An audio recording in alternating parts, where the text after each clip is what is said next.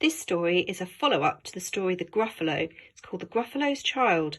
It's by Julia Donaldson and Axel Scheffler.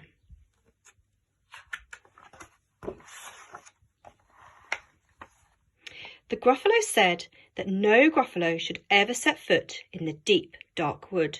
Why not? Why not? Because if you do, the big bad mouse will be after you. I met him once, said the Gruffalo. I met him a long, long time ago. What does he look like? Tell us, Dad. Is he terribly big and terribly bad?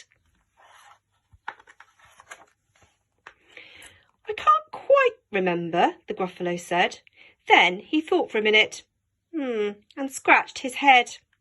The big bad mouse is terribly strong, and his scaly tail is terribly long. His eyes are like pools of terrible fire, and his terrible whiskers are tougher than wire. One snowy night, when the Gruffalo snored, the Gruffalo's child was feeling bored.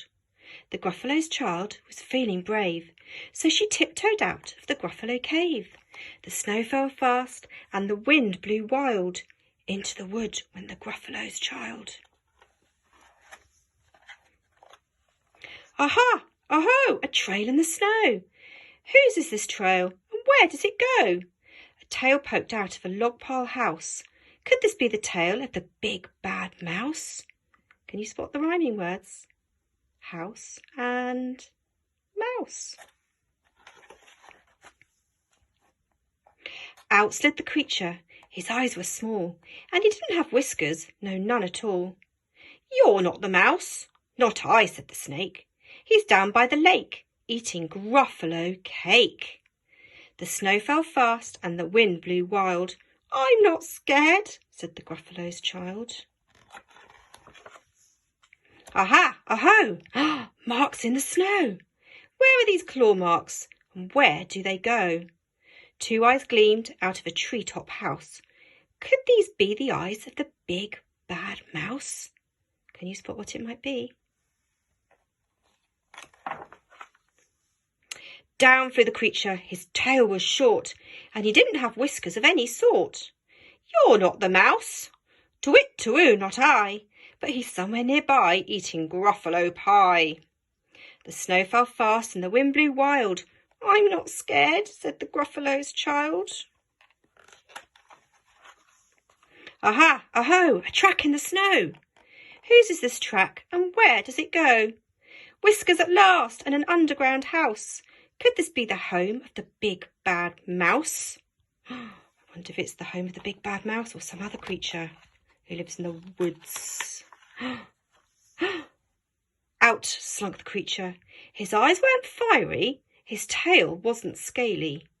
His whiskers weren't wiry. You're not the mouse. Oh, no, not me. He's under a tree, drinking Gruffalo tea.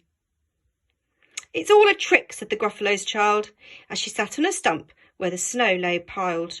I don't believe in the big bad mouse.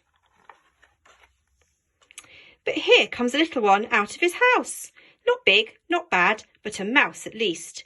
You'll taste good as a midnight feast. Wait, said the mouse, before you eat. There's a friend of mine that you ought to meet. If you'll let me hop onto a hazel twig, I'll beckon my friend so bad and big. The Gruffalo's child unclenched her fist. The big bad mouse, so he does exist. The mouse hopped into the hazel tree.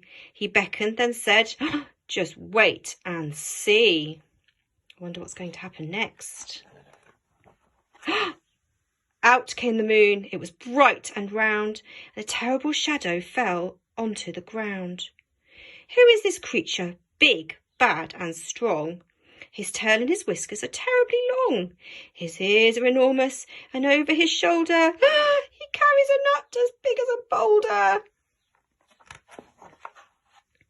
The big bad mouse, yelled the Gruffalo's child. The mouse jumped down from the twig and smiled. Aha, aho, prints in the snow.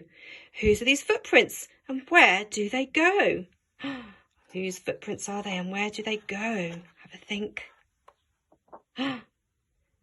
The footprints led to the Gruffalo cave, where the Gruffalo's child was a bit less brave.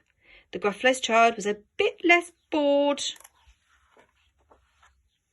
And the Gruffalo snored and snored and snored. He was nice and snug with his daddy. And off went the mouse back into the woods.